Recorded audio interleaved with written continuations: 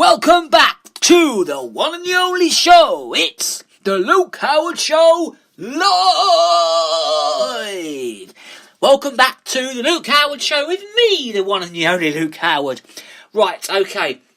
Hope you're all well this fine Saturday morning. The time is 10... Is it 10?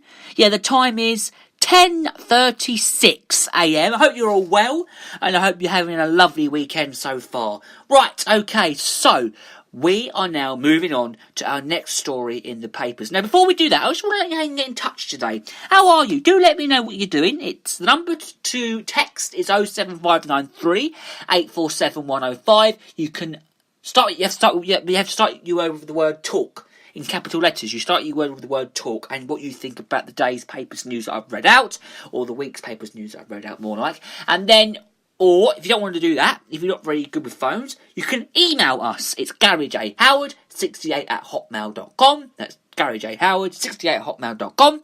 Or you can get in touch on social media. I believe on Instagram, it's the Luke Howard fan page. Then Twitter is the Luke Howard Show, at the Luke Howard Show. The L, H and S are all in caps. Or YouTube is the Luke Howard Show, or hashtag. Just use hashtag Luke Howard Show. Isn't that great? So that is how you can get in touch, and we will put it in the show thing. Okay, right. Okay, so what are we doing now? Oh yes, we know what we're doing now. We're moving on to our next story in one of this week's papers. Now, this one's interesting. This one sparked my eye when I read it. The headline read, "Mystery website reveals a bit too much about the birds and the bees." What about the cigarette trees? To be fair, though, it is the Department for Environment Food. The Rural Affairs, actually, even so, the last thing users of a government website expected when they clicked on a link about bees was to be the link about bees was redirected to a page offering escort and dating services. These animated gardeners seek gardening tips. They're tips, by the way, gardening seeking tips on how to attract more honeybees to their plants. They're urged to floodle their fantasies with local singles. The DEFRA webpage was in support of the bee's knees tragedy, which encourages the public to help insect pollutions by growing more nectar, rich flowers, and cutting the grass less often.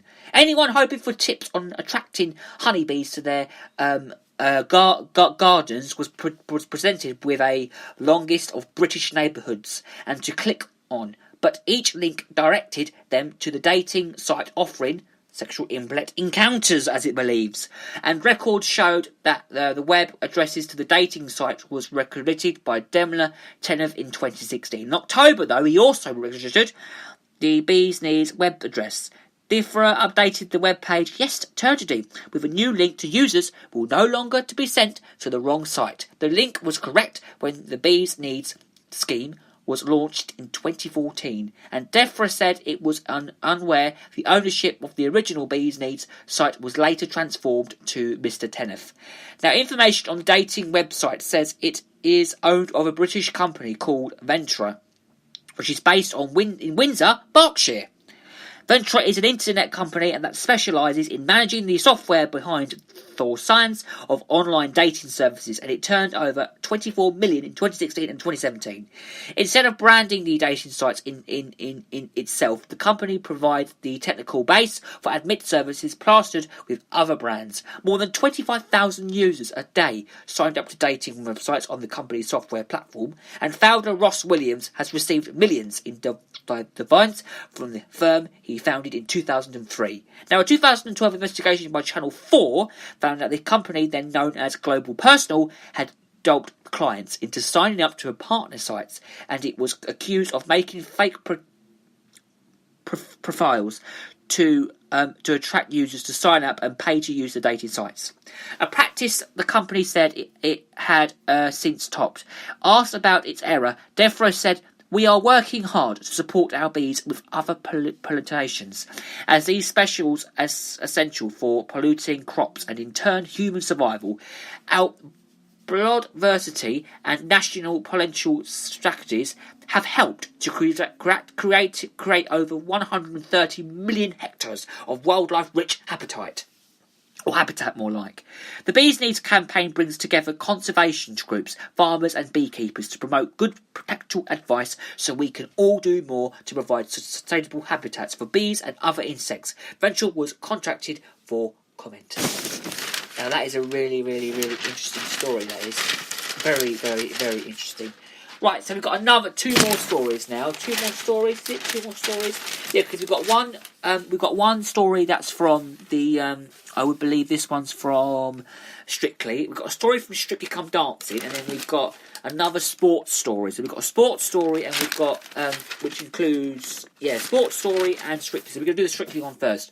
So, I've only just read this story. This is incredible.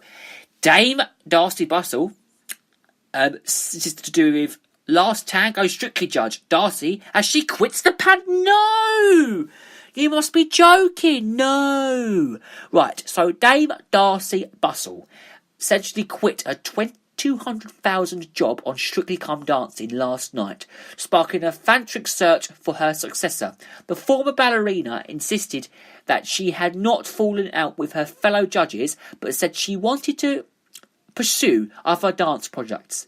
Dame Darcey, aged 49, has been on the show for 7 years, during which time she has earned an army of fans, but her departure leaves a sout after vacancy on judging panel, and the rate is on to fill it.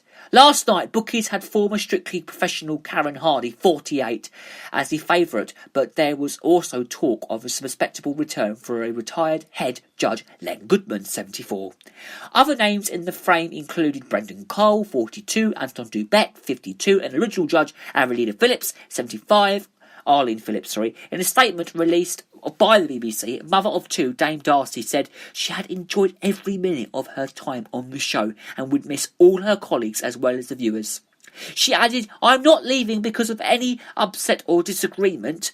I am just stepping away to give more focus on my many other commitments," as she says, in dance. "I hope I may be very lucky," Dame Darcey, who has awarded for services in dance in the New Year's Honours last year, became principal dancer at the Royal Ballet in 1989. She stopped performing in 2007 and joined Strictly, where fellow judges included Greg Reffel Horwood, 54, Bruno Tovarelli, 63, and Shirley Ballet, 58 in 2012.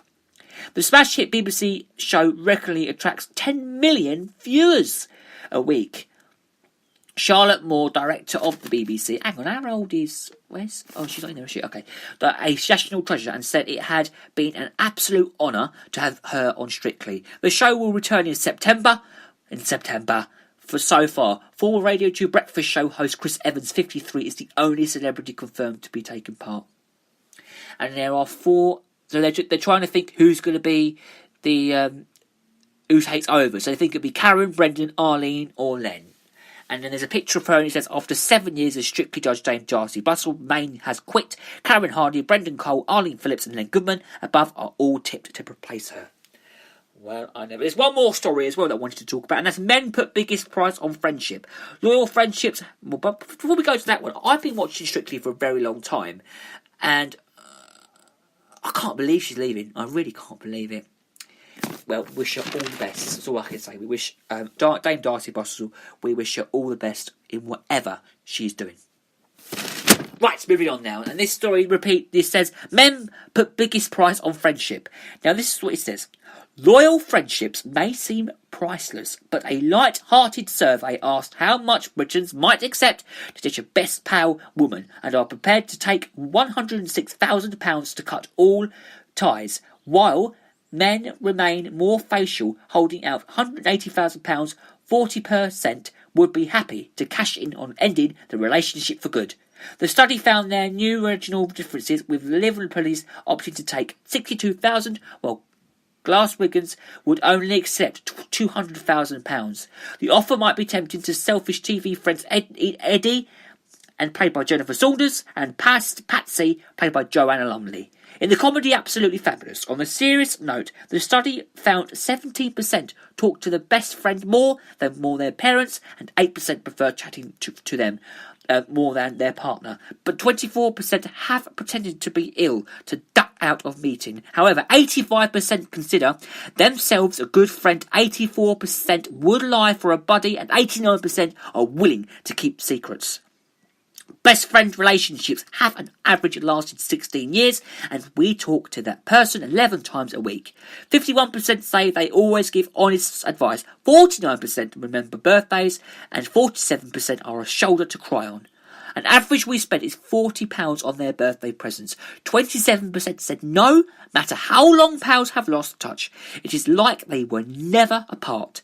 When they catch up, Kim Miles of Foxy Bingo, who committed to poll, said, although some people would sell their best friend down the river for some cash, and it's refreshing to see what most Britons value friendship and are loyal to their pals. And there's a picture of them on there as well. Well, I never. Right, so we are going to take one last quick break, and then when we come in a minute, we are going to take a break, but that's in a minute, because there was another story that I wanted to talk about, and that's about, we haven't actually spoken about Theresa May very much, have we, if you think about it? And there's a very good story about Theresa May, and it's DeFarge May, apparently Brexit, I heard this, Brexit's not happening now till October. That's what somebody told me, but anyway, right, okay, so this is, who's keen on the cod, then it says. This is what it says.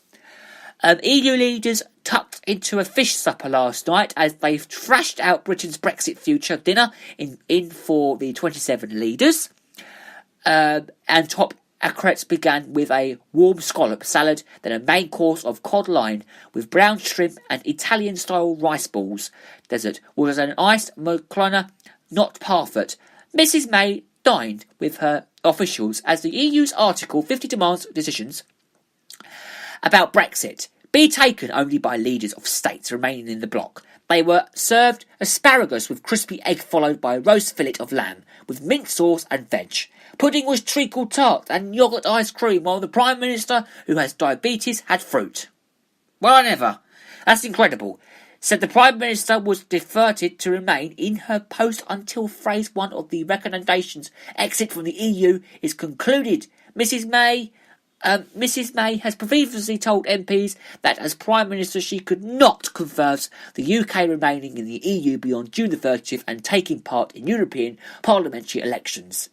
Tory MP interrupted the remark as an inclusion she would not stay in office beyond that date.